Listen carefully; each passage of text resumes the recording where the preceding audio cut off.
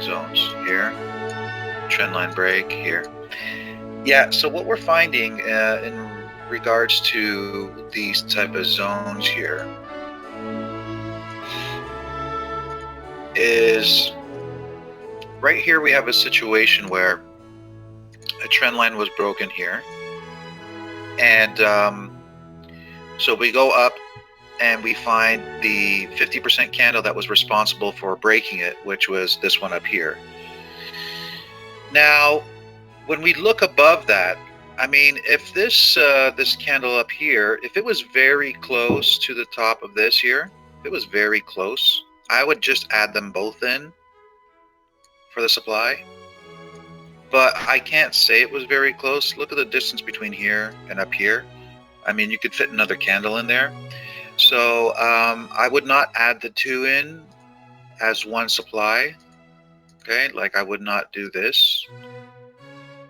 Okay, so how do we deal with a situation like this? Because what we've been discovering by examining the markets, and again, this is not just my what I think is taking place and what we should do. This is the markets telling us.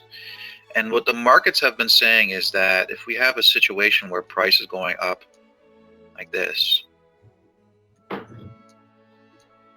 and we have a break of a trend line, okay, and you know, price consolidates down here, and we look up price and we find the 50% candle that existed before the break of the trend line. What we're looking for at the top here is we're looking for some basing and a drop, okay? Because why are we looking for basing and momentum away from it? You know, when you take it and break it down to the very essence of what we're looking for and why we are looking for it, it gives you the logic behind why we have to do what we have to do. So if we have a basing candle, and then we have a momentum candle, okay, what that tells us, depending on what it's accomplishing, if it's removing an opposing zone or if it's removing a trend line, what that is telling us is that down in this area,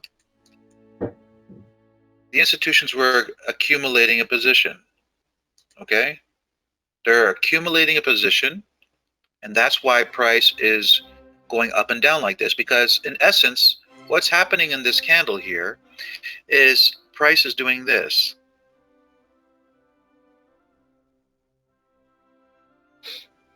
Okay, that's what's happening in that candle, which means there's a top price target and there's a lower price target, and the position is being accumulated here.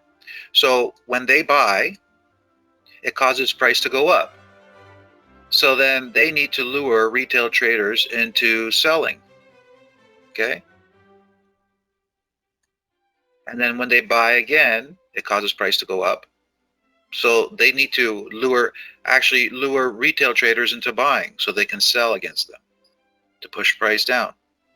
And then when they get down here, they start buying again.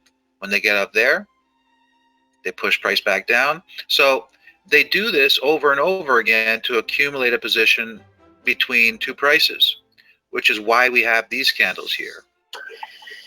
When they're done, that's when they start buying and buying and buying and buying and buying and buying and buying. So they start adding to their overall position that they accumulated down here. Mm-hmm. And we see that with the CFTC report. We can see that on a higher time frame because we're dealing with the CFTC report. They're accumulating positions over multiple weeks. But you know, since the markets are fractional, you can take what you notice on a weekly time frame or a monthly time frame or a 3-month time frame, and you can disperse that to any time frame, and it's the same thing that's taking place. And so by studying the COT report, what we've noticed is that what will happen when price comes to an area where they want to start accumulating is they buy and then they add some sells, then they buy And then they trick retail traders into buying so they can fill in sell orders and cause price to drop again. Then they buy, and then sometimes take some profits on those long positions. And then they add again, and they keep on doing the same thing. And they do this to keep price within a certain range. And then they push price out of that area. When they've accumulated the position that they want, they don't care about the long positions that they buy at these highs. Okay? Because the vast majority of the position has been accumulated down here in that range. So many times they'll just be adding these long positions just to get price up to their target. And then they'll start taking profits on those long positions, and it'll start going down. And then you'll think to yourself, yeah, but they took long positions at these highs when price eventually went down. Yeah, they don't care about that. They don't care about that. They manage those positions. You know, they also get into short positions on the way down. And when they bring price back up, then they'll get out of those long positions. So this is how they do, this is how they manipulate prices, how they accumulate their positions and so forth. So since we know that this type of behavior here on the left-hand side is what they do when they accumulate a position, this is what we look for, okay? This is what we look for on the charts. So if we don't find some type of structure like this up at these highs, then what's not happening up there is an accumulation of a position. So a lot of times what we'll have is at these peaks, you'll have price action that looks something like that and that. Like that. Okay? One tall candle up, one tall candle down. And then price will continue, and then you'll get your 50% candle, and then you'll get your drop. Like that. So in situations like this, what the market has been telling us is that this area would be the basing where a position was accumulated, but this area is not where the institutions were accumulating.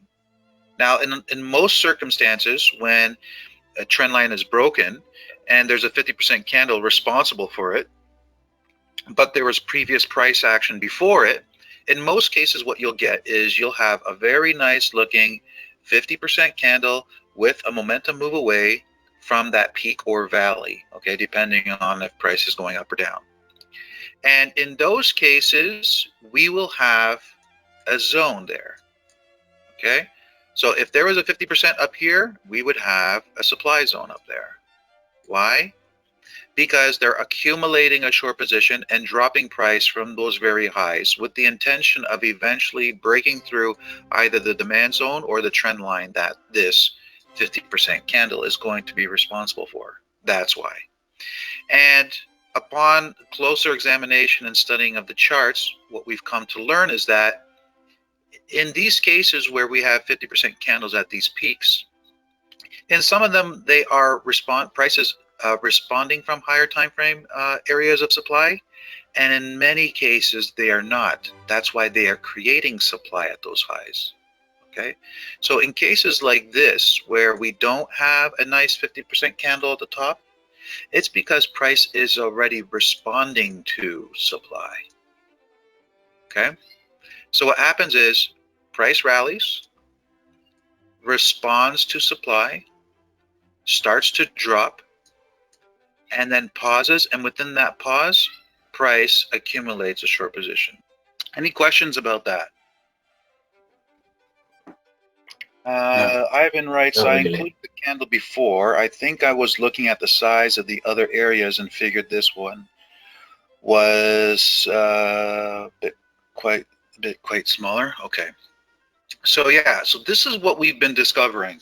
All right. And I've come a long way in terms of drawing the secondary zones and understanding the concept of the secondary zones myself, just through these classroom sessions and studying the charts and doing work and, you know, over and over again, looking at things and taking what I know to be true and allowing that to build my logical understanding of what is taking place on the chart. And then just breaking it down to, you know, what I'm seeing. based on the logic of what I'm learning. So when Mhm. I